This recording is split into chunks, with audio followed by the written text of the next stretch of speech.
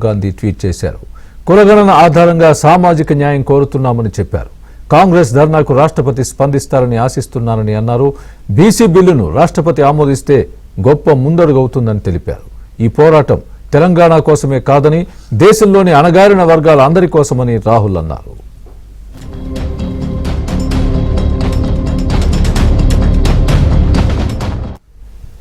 Schedule ప్రకారం ఢిల్లీలో Telangana Congress BC గర్జనకు Rahul Gandhi హాజరు కావాల్సి ఉంది. అయితే కేంద్ర హోంమంత్రి అమిత్ షాపై చేసిన వ్యాఖ్యలకు సంబంధించిన పరువు నష్టం కేసులో విచారణ కోసం రాంచీ వెళ్లారు.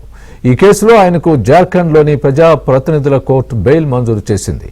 అనంతరం కశ్మీర్ మాజీ లెఫ్టినెంట్ గవర్నర్ సత్యపాల్ మాలిక్ అంత్యక్రియలకు కూడా ఢిల్లీలో హాజరయ్యారు. దాంతో జంతర్ మంతర్లో బీసీ గర్జనకు రాహుల్ రాలేకపోయారని కాంగ్రెస్ నేతలు తెలిపారు. రాహుల్ గాంధీ ట్వీట్ చేశారు. కులగణన ఆధారంగా సామాజిక న్యాయం కోరుతున్నామని చెప్పారు. కాంగ్రెస్ ధర్నాకు రాష్ట్రపతి స్పందిస్తారని ఆశిస్తున్నానని అన్నారు. బీసీ బిల్లును రాష్ట్రపతి ఆమోదిస్తే గొప్ప ముందడుగవుతుందని తెలిపారు.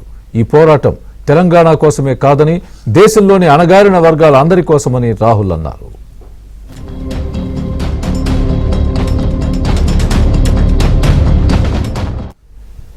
షెడ్యూల్ ప్రకారం ఢిల్లీలో తెలంగాణ కాంగ్రెస్ బీసీ గర్జనకు రాహుల్ గాంధీ హాజరు కావాల్సి ఉంది. అయితే కేంద్ర హోంమంత్రి అమిత్ షాపై చేసిన వ్యాఖ్యలకు సంబంధించిన పరువు నష్టం కేసులో విచారణ కోసం రాంచీ వెళ్లారు.